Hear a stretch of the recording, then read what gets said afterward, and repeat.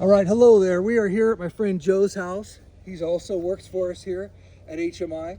He's here to help me demo how to put on a proper level C suit for hazmats, and also to do the disposable decontamination afterwards.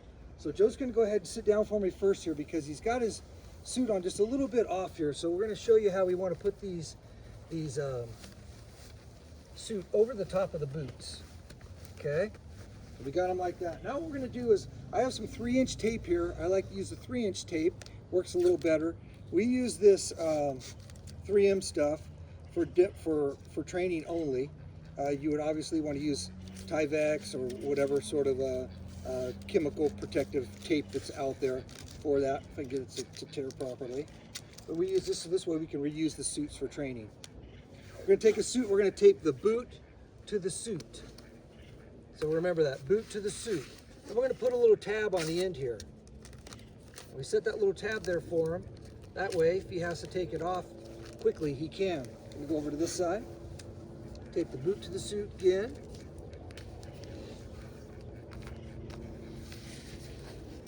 Put a tab there for him to rip it off. All right, now we're going to have him put his gloves on. He's got an inner set of gloves right now. Those are just simple latex gloves. We're going to have them put on a little thicker outer glove. These are also just for demo purposes. They are a little bit thicker, but we like to use them for demo services. We go through a lot of this stuff. So now what he's going to do is he's putting the suit over the top of the glove. So that way, if there is any fluid, it's going to go down this way.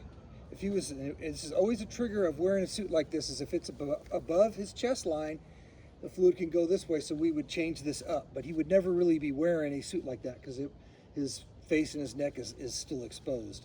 So I'm going to put that over the top, just like that. I'm going to have him put his other glove on. Sometimes there's little holes for your thumb. They don't work with these suits, so we don't ever use those. Always kind of tough to get on.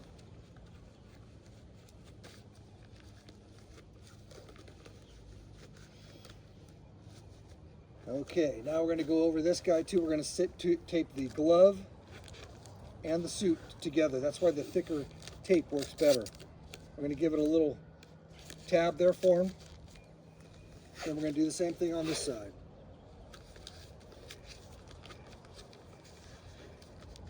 All right, we're going to leave a little tab there. Okay, now he's just about ready to go. I'm going to put right here, turn right here for me.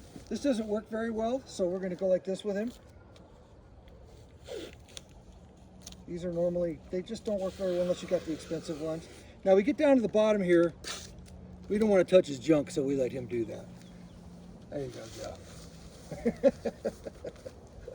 All right, now we're going to have him put on his face mask. This is a full face mask. We prefer, because of firefighters, we're used to this stuff, but we prefer the full face mask. He goes off the chin. If you notice, he set it in the chin first. Then he goes to the top and pulls it over the top. He also tightens the bottom first and the top. He dresses the top of it up. Now he's ready to go. All right, you see how he tested it? Sucked it in, make sure it was good to go. These are HEPA. These particular ones are HEPA filters. They unscrew. You can put it back on again.